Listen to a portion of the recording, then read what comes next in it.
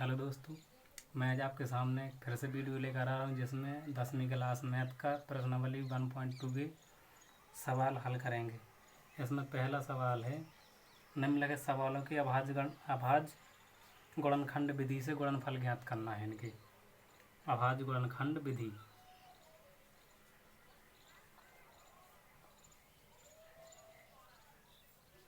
गुणनखंड से इन सवालों को हल करना है। जैसे इसमें कुछ सवाल दिए हैं। पहला है 140 और दूसरा 156 और तीसरे नंबर है इसमें है 3825 और जो चौथे नंबर पे है उसमें है 5005 और लास्ट है इसमें है 7429। इन सवालों को अभाज्य गुणनखंड विधि से हल करेंगे। तो देखिए किस प्रकार करना है। तो जैसे फर्स्ट सवाल हल करेंगे 140। तो सबसे पहले आप अपनी कॉपी में दाएं तरफ 140 के गुणनखंड कीजिए। तो 2 सत्ते 14, फिर 2 से काटेंगे 2 तीन 6 और 2 पंचे 10, फिर 5 से काटेंगे 5 सत्ते 35 और फिर 7 से। ठीक है। तो 144 के गुणनखंड, 144 के अभाज्य गुणनखंड किस तरह से करना है। तो यहाँ पर आप निकल लीजिए। तो अब यहाँ से 144 और इसके बाद जो इसके जो गुणनखंड आए हैं इनको लिखना है। 2 गुणे 2 गुणे 5 गुणे 7।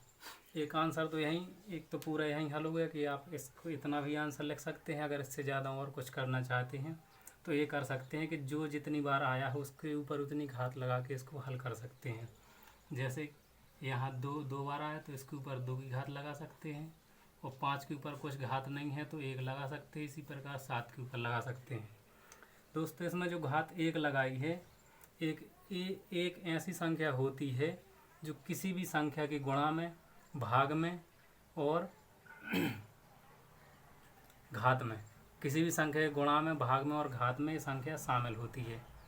ठीक है। तो इस प्रकार इसका ये हल हो जाएगा, ये आंसर आ गया। इसी प्रकार आप 156 के इन सभी के सॉल्व कर सकते हैं। तो दूसरा सवाल जैसे देखेंगे 156 के अभाज्य गुणनखंड।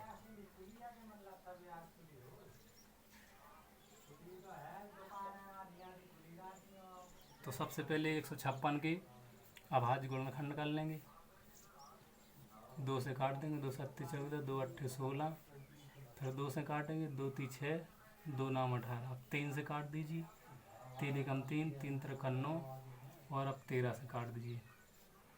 तो इस प्रकार से यहाँ लिखेंगे 156 बराबर में इसके गुणनखंड लिख सकते हैं। इसको और हल करना है तो इसके बाद इसको यहाँ से लिख सकते हैं। इसका ये आंसर हो जाएगा। तो दोस्तों इस प्रकार से आप इन सवालों को हल कर सकते हैं। सबसे पहले इनके दाएं तरफ अपनी कॉपी में अभाज्य गुणनखंड विधि से इनका गुणनखंड कर लीजिए, यानी कि एलसीएम ले लीजिए। इसके बाद इनको इस तरह से रखना है। तो दोस्तों ये एक प्रश्नावली 1.2 का दूसरे सवाल के कुछ सवाल है जो सॉल्व करेंगे। इनमें से पहला सवाल है, इनके एचसीएफ और एलसीएम ज्ञात करना है। सबसे पहले इन सवालों के एचसीएफ और एलसीएम ज्ञात करने हैं। इसके बाद उनकी जांच करनी है कि इन दो संख्याओं का गुणनफल और एचसीएफ और एलसीएम का गुणनफल दोनों का बराबर होता है। ये अपन को सिद्ध करना है इसमें। तो सबसे पहले ये सवाल करेंगे। नंबर पहला हल, पहला सवाल 26 और 91। तो काम वही करना है। सबसे पहले इस तरफ इनके गुणनखंड निकाल लेना। सबसे पहले 26 के निकाल लो, 2 एकम 2, 2 तीन 6, फिर 13 से काट दो। इसके बाद 91 के भी निकाल लो इसमें। तो 91 2 3 से तो नहीं विभाजित हो गए, इस 7 से विभाजित हो गए क्योंकि 13 की पहाड़ी में 7 बार में आता है ये। तो 13 से अगर इसको विभाजित करेंगे 7 एकम 7, 7 से विभाजित कर रहे हैं, 7 एकम 7 और 7 × 21, फिर 13 से कर देंगे। इसके बाद क्या करना है कि यहाँ इस 26 की गुणनखंड लिखने हैं 2 और 3, और इसके बाद है 91 की, इसमें 7 गुणे 13। तो जब दोस्तों इसका एचसीएफ निकालते हैं तो एचसीएफ ऐसी संख्या होती है जो दोनों में शामिल हो, जो दोनों संख्याओं में शामिल होगी वो उन संख्याओं का एचसीएफ होगी। तो एचसीएफ देखेंगे इसका, तो यहाँ सबसे पहले लिखेंगे 26 और 91 का एचसीएफ। तो यहाँ देखिए 26 में जो 13 इसमें आया है और 91 में भी 13 आया है, तो इसमें केवल 13 एक ऐसी संख्या है जो दोनों में शामिल है, तो इन दोनों का एचसीएफ 13 होगा। ठीक है, इसके बाद निकालना है इनका एलसीएम। तो यहाँ लिख देंगे 26 और 91 का एलसीएम। तो एलसीएम में वो सभी संख्याएं लेते हैं, लेकिन जो संख्या दोनों में शामिल हो उसको एक बार लेते हैं। जैसे इसमें 2 है, 7 है, लेकिन जो 13 दोनों में है तो 13 को केवल एक बार लेंगे। अब इन सब का कर देंगे गुणा। इन सब का गुणा करने पर कितना आएगा दोस्तों, देखो 7 दूनी 14 और 14 के इसमें 13 से गुणा करा दीजिए। तो 13 से गुणा कराने पर आप बगल में कहीं भी कर लीजिए, तो इसका आता है 182। ठीक है, इस तरह से आपने इसका एचसीएफ निकाल लिया और इसका एलसीएम भी निकाल लिया। अब इसमें जांच करनी है कि दो संख्याओं का गुणनफल एलसीएम और एचसीएफ के गुणनफल के बराबर है या नहीं। तो सबसे पहले लिखेंगे दो संख्या जांच, यहाँ लिखेंगे जांच, और यहाँ लिख देंगे दोनों संख्याओं का गुणनफल, दोनों संख्याओं का गुणनफल बराबर। तो दोनों संख्याओं का गुणनफल दोनों संख्याओं का गुणनफल बराबर। तो ये दोनों संख्याएं लिख लेंगे यहाँ पे 26 गुणे 91। जब इनका गुणा करेंगे आप तो इन दोनों का गुणा 2366 आता है। आप कहीं भी पीछे रफ में कर लीजिए तो उसका गुणा आ रहा है 2366। 2366 आ गया। अगले पॉइंट में निकालना है उनका एचसीएफ और एलसीएम। तो देखो एचसीएफ गुणे एलसीएम बराबर, तो एचसीएफ आया था अपना 13 और इसके बाद इसका एलसीएम निकला था 182। इन दोनों का आप गुणा करा लीजिए। 13 दूनी 26, 13 8 104, 104 में 2 हासिल जोड़ेंगे तो 106 हो जाएगा, 10 बचेगा, 13 कम 13 और 10 23। तो यहाँ आप देख रहे हैं कि जितने दोनों संख्याओं का गुणनफल और दोनों संख्याओं का एचसीएफ गुणे एलसीएम ये दोनों बराबर आ रहे हैं। तो ये सिद्ध हो गया कि दो संख्याओं का गुणनफल उनके एचसीएफ और एलसीएम के बराबर होता है। तो आपको क्वेश्चन नीचे लिखना है कि दो संख्याओं का गुणनफल बराबर एलसीएम गुणे एचसीएफ। ये संख्या नीचे आंसर में इतना दोबारा लिखना है कि दो संख्याओं का गुणनफल बराबर एचसीएफ गुणे एलसीएम होता है। दोस्तों अगला सवाल जो तीसरे नंबर का है उसका अभाज्य गुणनखंड विधि से एचसीएफ और एलसीएम ज्ञात करने। इसके पहले जो सवाल नंबर दूसरे में एक सवाल किया था उसके जो बाकी सवाल है उस विधि से आप उनको भी कर सकते हैं। इसको देखिए, इन सवालों को करने के लिए फिर से इनको करना वही है। पहला सवाल है इसका 12, 15 और 21, इनका एलसीएम और एचसीएफ दोनों निकाल ले हैं। तो अगर आपसे अगर डायरेक्ट बनते हैं इनके गुणनखंड करना तो आप डायरेक्ट कर सकते हैं। जैसे कि 12 का अगर आप लिखेंगे तो 2 गुणे 2 गुणे 3, 2 दूनी 4 और 4 ती 12। अगर दिक्कत है आपको तो आप यहाँ पर कर सकते हैं ऐसे 2 छक्का 12, 2 ती 6 और 2 एकम 2।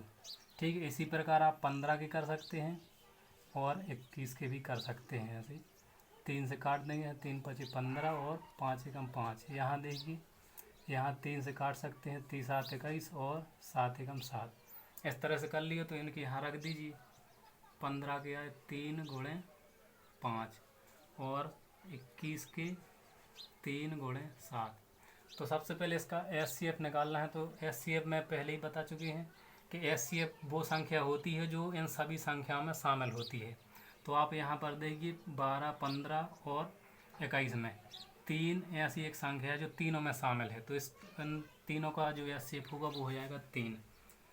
तो 12, 15 और 21 का एचसीएफ बराबर है 3 आ जाएगा इसका HCF। इसके बाद लिखना है इनका एलसीएम। तो एलसीएम में वो सब संख्याएं लेनी है, तीनों संख्याओं के जो गुणनखंड निकले हैं वो लेने, लेकिन किसी भी संख्या को दोबारा नहीं लेना। जैसे कि तीनों में 3 शामिल हो तो 3 को केवल एक बार लेंगे और बाकी सबको ले लेंगे। तो 12, 15 और 21 का एलसीएम बराबर। यहाँ देखिए तो यहाँ 2, देखो 2 आया तो 2 बार तो उसको तो पूरा लेना ही लेना है, लेकिन लेना उनको नहीं। जैसे अगर मान लो 2 तीनों में शामिल होता तो उसको एक बार लेंगे, लेकिन वैसे अगर अकेली किसी संख्या में आ रहे हैं तो उनको लेना है। इसके बाद तीनों में 3 शामिल हो तो 3 एक बार लेंगे और बाकी जो बचे हैं उनको ले लेंगे। इन सब का करा लेंगे आप गुणा, जितना आ जाएगा वो इन सब का गुणनफल होगा। ठीक है, तो इन सब का गुणा करने पर आप देखेंगे तो 420 आ रहा है। तो इस तरह से इन सवालों को करने हैं, इनका HCF और LCM ज्ञात करने हैं। तो इस तरह से जिस तरह से इस सवाल को किया है ऐसे ही आप बाकी सवालों को भी कर सकते हैं। अगला सवाल है 4था नंबर। इसमें आप देख रहे हैं कि HCF कोष्टक में लगा है 306 और 657 बराबर में 9। तो ये जो बराबर में 9 दिए हैं, ये पहली और दूसरी संख्या इन दोनों का HCF दिया है। तो इन्हीं दोनों का क्या निकालना, दोनों का LCM निकालना है। तो सबसे पहले देखना क्या करना है इसमें हल में। तो सबसे पहले दिया है जो उसको लिख लेंगे। दिया है HCF 306 और 657 बराबर में 9। ज्ञात करना है,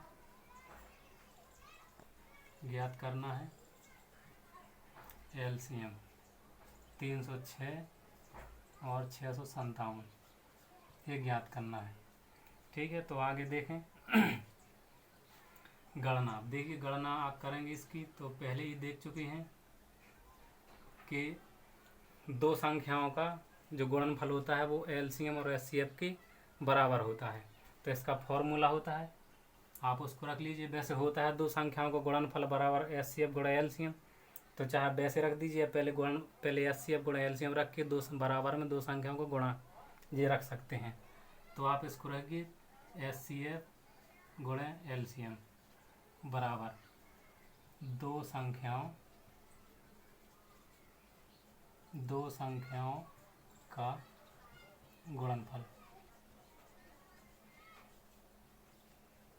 तो देखिए अपने पास संख्या है, एक है 306 और दूसरी संख्या है 657, और इन दोनों का HCF पहले से दिया है, तो HCF की जगह इसको रख देंगे। और LCM ज्ञात करना है तो उसको ज्ञात हैं। इसके बाद दो संख्याओं गुणनफल, तो पहली संख्या गुणे दूसरी संख्या ये है 657। अब LCM का मान निकालना है तो इसको पक्षांतर करेंगे। अब जो ये संख्या जो 9 है इसके गुणा में है, अब जब इसका पक्षांतर करते हैं तो ये भाग में यानी कि बटे में चली जाती है। तो LCM बराबर 306 गुणे 657 बटे 9। अब 9 से इसको विभाजित कर देंगे। तो चाहे 9 से इसको काट दीजिए, 9 से इसको काट दीजिए, किसी को भी आप काट सकते हैं। जैसे इसको काट दें, 9 एकम 9, तो 9 का पहाड़ा पढ़ेंगे 65 में, तो 9 7 63 होता है। फिर देखिए 2 बच जाएगा, 27 हो जाएगा, 9 3 27। तो ये संख्या बची है 306 गुणे 73। तो इन दोनों को जब आप गुणा करेंगे तो इन दोनों का गुणा जो होता है वो 22,338 आ रहा है, 22,338 आता है। इस तरह से इसका LCM निकालना है। आप इसका गुणा करा लीजिए और देख लीजिए इतना इसका आंसर है। तो यही LCM चाहिए था, तो ये LCM आ गया, ये आपका आंसर हो जाएगा। तो इस तरह से आपको करना है सवाल। पहले दिया है, फिर उसका जो ज्ञात करना है, इसके बाद गणना करेंगे। तो गणना में फॉर्मूला रखना है, फॉर्मूला में उनके जो संख्याएं दी उनके मान रखने, HCF का दिया वो मान रखा और LCM ज्ञात करना है।